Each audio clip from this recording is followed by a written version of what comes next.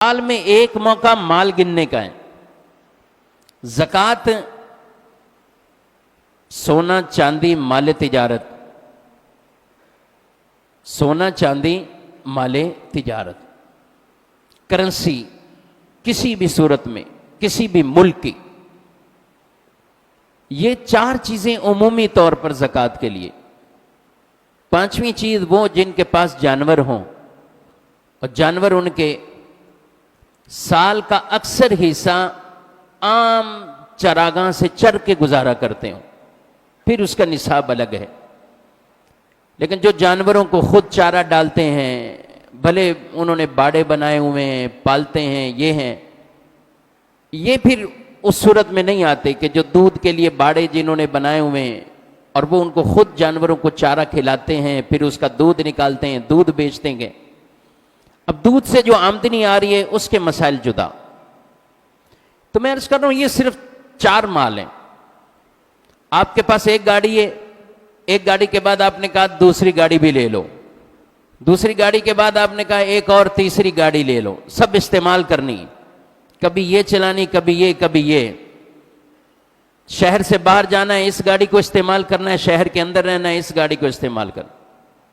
کوئی زکوٰۃ نہیں ہے، بھلے لاکھوں روپے کی ایسی گاڑیاں آپ نے رکھ لی ہوں. ایک گاڑی کیا، ایک درجن بھی گاڑیوں کی آپ اس طرح رکھ لیں، شریعت نے ان پر زکوٰۃ نہیں رکھی جبکہ آپ کی نیت اپنے استعمال کے لیے ہے، گھر میں رکھنے کے لیے ہے، بیچنے کے لیے گاڑی نہ خریدی ہوئی ہو. بیچنے کے لیے، جب بیچنے کے لیے خریدیں گے تو مال تجارت بن جائے گی. آپ نے اپنے لیے رکھی ہوئی ہیں یا کرائے پہ چلانے کے لیے رکھی ہوئی ہیں کہ میری گاڑیاں ٹیکسیاں ادھر ادھر کرائے پہ جائیں گی اور کمائی ہوگی. گاڑیاں بیچنے کے لیے نیت نہیں ہے، گاڑی سے کمائی حاصل کریں گے، گاڑی کو کرائے پہ دیں گے. زکوٰۃ گاڑی کی مالیت پر نہیں. مکان آپ کے پاس ہے، ایک اور آپ نے لے لیا، ایک اور لے لیا، کس لیے لیا ہے؟ اس لیے لیا کہ کرائے پہ دینا ہے، یا اس لیے لیا ہے کہ خود اس میں رہائش اختیار کرنی ہے، بیچنے کی نیت نہیں. زکوٰۃ نہیں، چاہے ایک مکان ہو چاہے آپ کے پاس چار مکان ہو، بیچنے کی نیت نہیں ہے تو مکان کی مالیت پر زکوٰۃ نہیں ہوگی.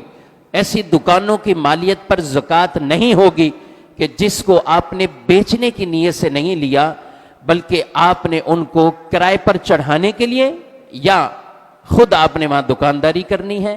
شریعت نے ان مالوں پر زکوٰۃ نہیں رکھی.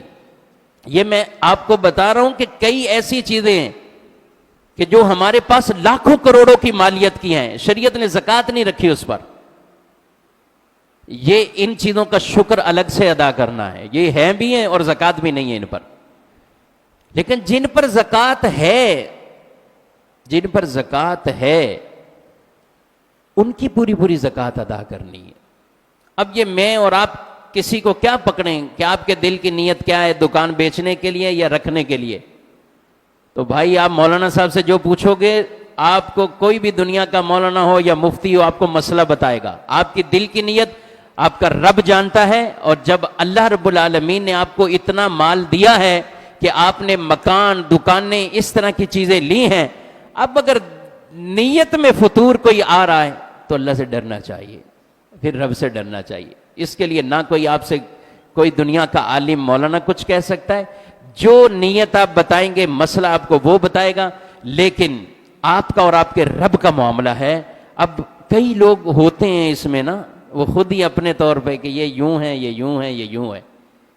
نبی پاک علیہ السلام اس زمانے میں ایسے لوگوں سے بڑے ناراض ہوتے کہ بکریوں کے خاص تعداد، کہ اتنی لمٹ پہ بکریاں ہوں تو اتنی بکریاں زکوٰۃ میں نکالیں. تو جب بکریوں کی زکوٰۃ کے لینے کے لیے آپ لوگوں کو بھیجتے، ساتھ یہ بھی ان کو ڈراتے اور بتایا جاتا. اب ایسا نہیں زکوٰۃ کا ٹائم ہوا تب کچھ بکریاں یوں سرکا لو، کچھ یوں کر لو، ان کی تعداد ہی کم کر دو، زکوٰۃ ہی نہیں ہے. یہ اس لیے کہہ رہا ہوں کہ آپ لوگ بزنس میں تو بڑا کرتے ہو، اس کو تھوڑا سا یوں گھماؤ، اس کو یوں گھماؤ تو ادھر سے، اور یہ آمدنی آ گئی. اب لوگ زکوٰۃ کے لیے بھی ایسے کچھ کرنے شروع ہو گئے کہ یہ زکوٰۃ، اس کو ہم نے یوں کر دیا، یوں کر دیا، یوں یوں زکوٰۃ یوں. تو جن مالوں پر ہے میرے بھائی ان پر ہے اور جن پر نہیں ہے ان پر نہیں ہے.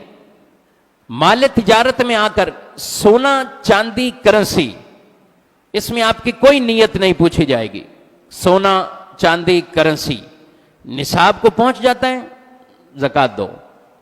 ٹھیک ہے، 52.5 تولے چاندی کی جو قیمت ہے آج کے حساب کے مطابق وہ اوپر نیچے ہوتی رہتی ہے، تو 70,000 اس کے قریب قریب کبھی اوپر جو ہے وہ یہ نصاب بن جاتا ہے. 52.5 تولے چاندی زکوٰۃ ہے. اب یہ چاہے اکیلی کرنسی اتنی ہو جائے یا پھر اسی کے ساتھ ساتھ آپ کے پاس کچھ سونا کچھ چاندی سب مل کر اتنے بن گئے، تو آپ صاحب نصاب ہیں، آپ جو ہے وہ زکوٰۃ کی ادائیگی کریں گے.